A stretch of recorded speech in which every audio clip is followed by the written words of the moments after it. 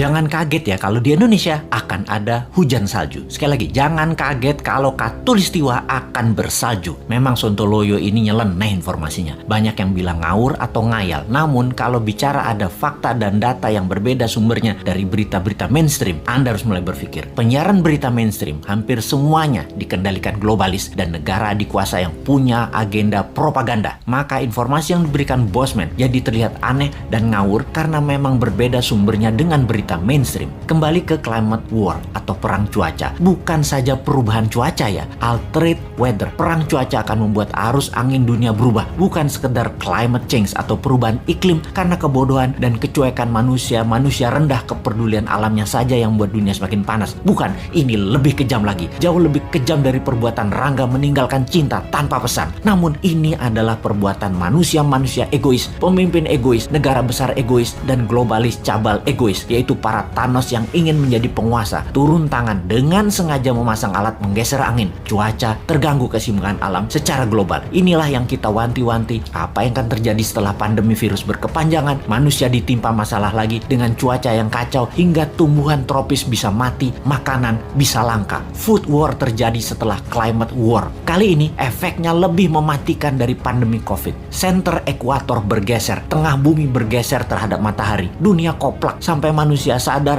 bahwa kita punya common enemy atau musuh bersama, yaitu alam yang tidak dipelihara. Seperti tubuh manusia tidak dipelihara di usia senja, berbagai penyakit dideritanya. Ternyata sahabat, ada fakta lain kalau kita ingin membalik semua keadaan tersebut. Banyak buktinya. Misalnya, ada seseorang di usia 65 tahun baru mulai hidup sehat. Di usia 80 tahun usia biologisnya, tetapi body age-nya seperti orang berumur 30 tahunan karena dirawat dengan baik walaupun mulainya dari umur 65. Dia makan sehat, olahraga, dan lain sejenisnya. Sekali, padahal selama 65 tahun hidupnya berantakan, namun ketika diputuskan berubah 180 derajat, balik arah, semua bisa jadi muda lagi, sehat lagi. Dunia pun sama. Selama ini dunia tidak dirawat oleh manusia, maka penyakit bumi itu banyak. Hal inilah yang membuat bumi menua dengan cepat dan menjadi renta. Tapi bukan tidak bisa disembuhkan. Bisa, selama kita semua sepakat berjuang memperbaiki. Indonesia di tahun 2045 adalah pemimpin yang akan memimpin perbaikan alam dunia ini semua. Untuk itu, New Mind selama 24 tahun ke depan hingga tahun 2045 akan pegang kendali utuh, menyelesaikan masalah dalam negeri dan luar negeri, menyetop kegilaan Amerika dan Tiongkok, serta menyetop globalis cabal. Ini bukan impian kosong. Ini mungkin impian segelintir orang awalnya. Namun, ketika 1 juta orang percaya, akan jadi collective belief. Ketika 10 juta orang pertama, kekuatan keyakinan makin besar. Dan ketika 100 juta orang percaya, maka Indonesia akan bergetar. Ketika 270 juta orang Indonesia percaya, Indonesia menang. Dan ketika 1 miliar manusia percaya, dunia semakin sehat. Ketika 5 miliar manusia sepakat, maka dunia damai selamanya. Saat ini, silahkan kalian percaya dengan pejabat yang mendukung penyedot nikel dari tanah air tercinta ini hingga 3 tahun ke depan, supaya musnah cadangan nikelnya. Silahkan dukung. Tapi kalau mau Indonesia baru,